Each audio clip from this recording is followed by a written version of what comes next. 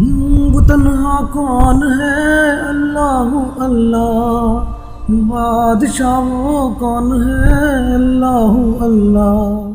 قرآن مجید میں 5 جگہ اللہ کے حق کے بعد فوراً والدین کا حق ہے۔ وَقَضَىٰ رَبُّكَ أَلَّا تَعْبُدُوا إِلَّا إِيَّاهُ وَبِالْوَالِدَيْنِ إِحْسَانًا، تیرے رب نے فیصلہ کر دیا ہے کہ اس کے سوا کسی کی بندگی نہیں کرو گے اور والدین کے ساتھ نیک سلوک کرو گے۔ اللہ کے حکم کے بعد، اللہ کے حق کے بعد والدین کا حق ہے۔ سورہ لقمان میں انشکر لی ولوالدیک، شکر ادا کرو میرا بھی اور اپنے والدین کا بھی۔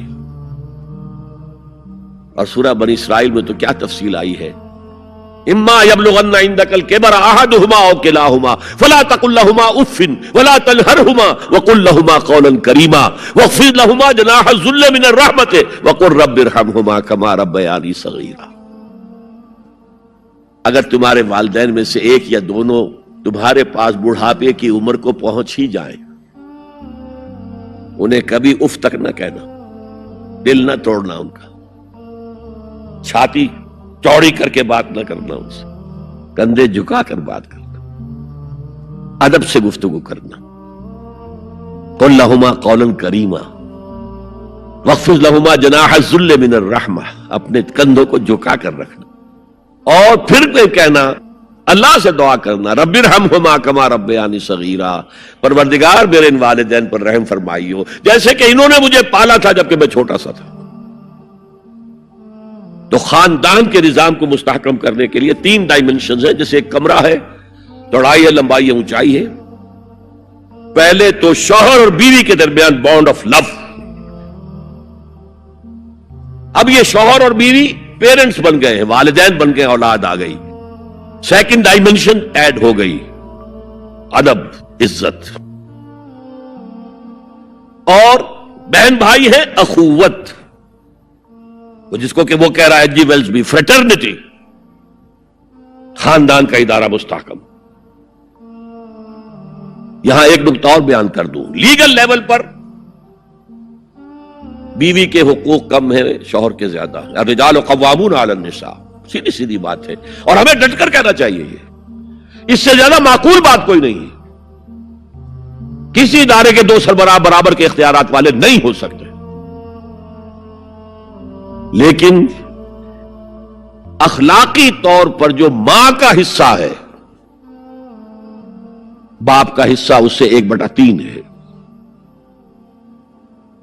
قرآن مجید میں آیا ہے نا، حملتہ امہ وہنا علی وہن وفصالہ فی عامین ان اشکر لی ولوالدیک، اسے اٹھائے رکھا اس کی ماں نے اپنے پیٹ میں، کمزوری پر کمزوری جھیل، کمزوری تو ہو رہی ہے، اس کا خون چوس رہا ہے، اندر جھوک جو ہے وہ چوس رہی ہے خون اس کا، اور سب ماؤں کو تو اتنی نرشمنٹ موجود نہیں ہوتی کہ آپ پریگننسی میں اس کے لیے ضروری نرشمنٹ فراہم کر دیں۔ وہنن علی وہن، کمزوری پر کمزوری جھیل کر بھی اپنے پیٹ میں اٹھائے رکھا، وفصالہ فی عامین، اور پھر دودھ چھڑانا ہوا 2 سالوں میں، وہ جھوک جو ہے وہ پھر اس کی چھاتیوں سے چمٹ گئی، لہذا اس کا حق 3 گنا زیادہ ہے باپ سے۔ ایک صحابی حضور سے پوچھتے ہیں، حضور میرے حسن سلوک کا اولین مستحق کون ہے؟ فرمایا تمہاری والدہ۔ پھر پوچھا ان کے بعد کون؟ پھر کہا تمہاری والدہ۔ پھر پوچھا ان کے بعد کون؟ پھر کہا تمہاری والدہ۔ پھر پوچھا ان کے بعد کون؟ تو کہا تمہارے والد۔ 3 درجے، اور یہ جو فرمایا الجنت تحت اقدام الامہات، جنت تو ماؤں کے قدموں تلے ہے، یہ باپ کے بارے میں تو نہیں فرمایا۔ یہ ہے ایکویشن، بیلنس۔ اسلام قسط کی بات کرتا ہے، انصاف کی بات نہیں کرتا۔ انصاف تو یہ کہ آدھی روٹی ادھر دے دو، آدھی ادھر دے دو، انصاف ہے، یہ اچھی چیز ہے۔ یہ قسط یہ ہے کہ بوجھ اٹھانا ہے تو جو زیادہ قوی ہے اس کو زیادہ بوجھ دو اٹھائے، اور جو کمزور ہے اسے کم بوجھ دو، یہ قسط ہے۔ تو اسلام نے عورتوں پر ذمہ داریاں کم رکھی، ان کے اختیارات کم رکھے، لیکن اولاد پر حق ماں کا 3 درجے فائق رکھا، اور اس سے وہ خاندان کا ادارہ جو ہے مستحکم ہوتا ہے۔ تو آج کیا سازش چل رہی ہے؟ ویسٹ تلا ہوا ہے ایسٹ کے اندر بھی خاندانی نظام کو ختم کرنے پر.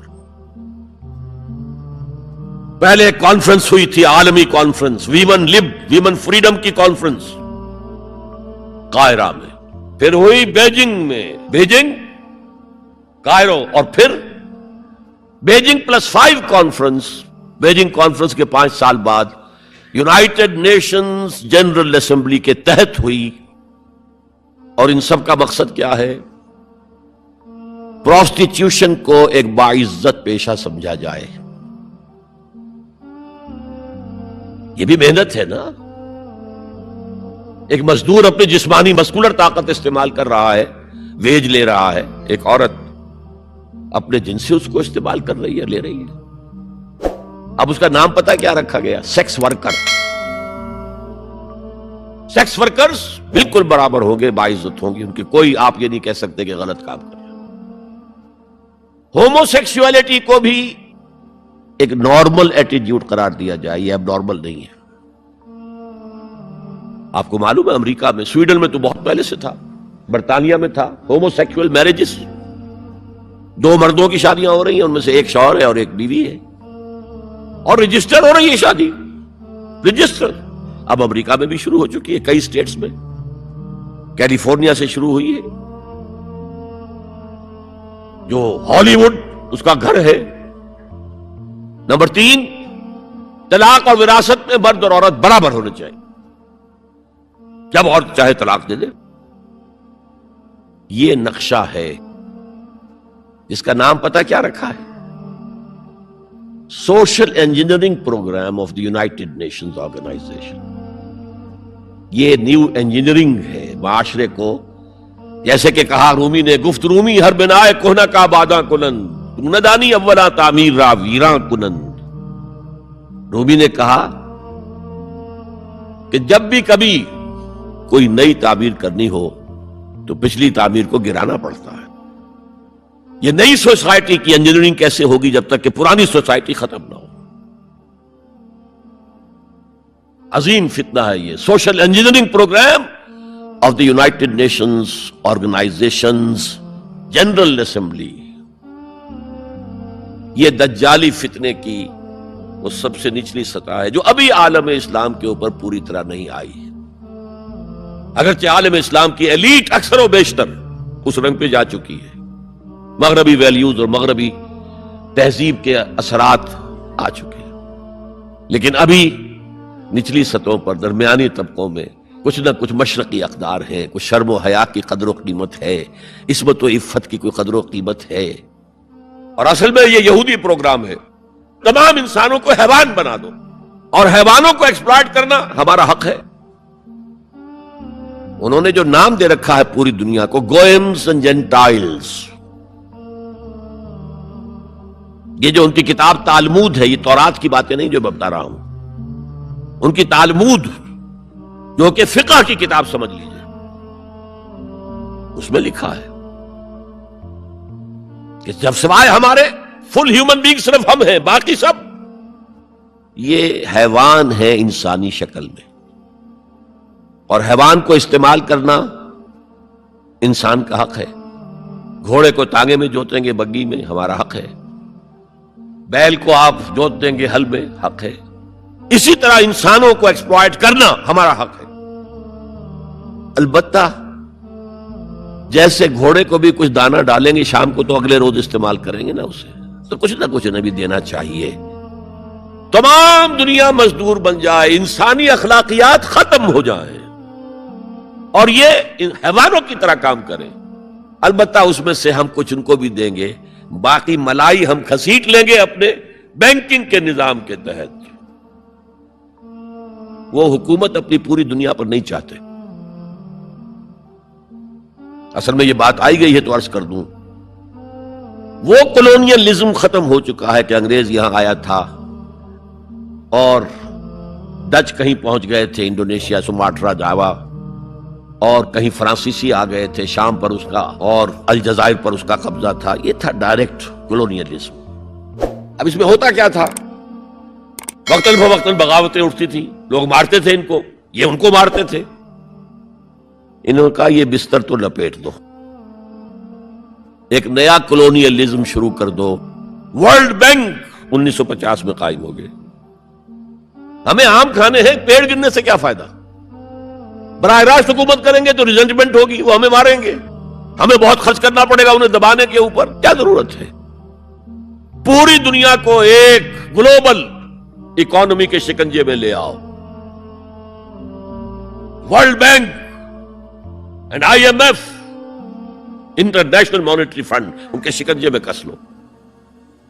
بس سب کام کریں اور وہ بھی کھائیں, کچھ کھائیں تبھی تو اگلے روز کام کر سکیں گے.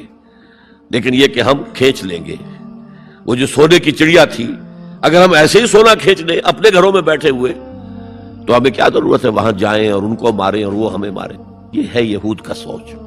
ہاں, گریٹر اسرائیل وہ بنانا چاہتے ہیں, اور ایک ہی سبب ہے عراق پر حملے کا, ایک ہی سبب ہے. It's the beginning of coming into existence of greater Israel. Sharon نے کہہ دیا تھا, یاد ہوگا شاید, ان قریب عراق پر ہمارا قبضہ ہوگا. گریٹر اسرائیل میں عراق شامل ہے.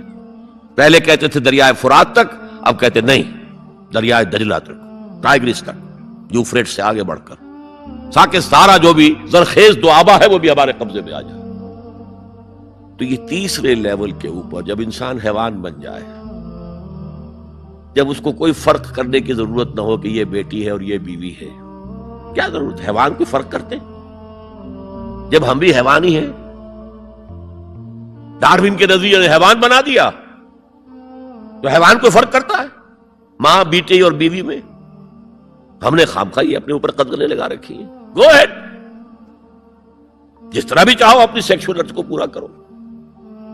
زنا تو ان کے ہاں پہلے بھی جرم نہیں تھا, زنا بالجبر جرم تھا. اس تیسرا معاشرتی اور سماجی نظام کا معاملہ ہے کہ جو اس وقت ان کا ٹارگٹ ہے. اسی لیے میں نے اسے اپنی آج کی پوری گفتگو کا عنوان بنایا. سمجھے کیا خطرات آ رہے ہیں, اپنی قدروں کی طرف پلٹے. اس دور میں سب مٹ جائیں گے, ہاں باقی وہ رہ جائے گا جو قائم اپنی راہ پہ ہے اور پکا اپنی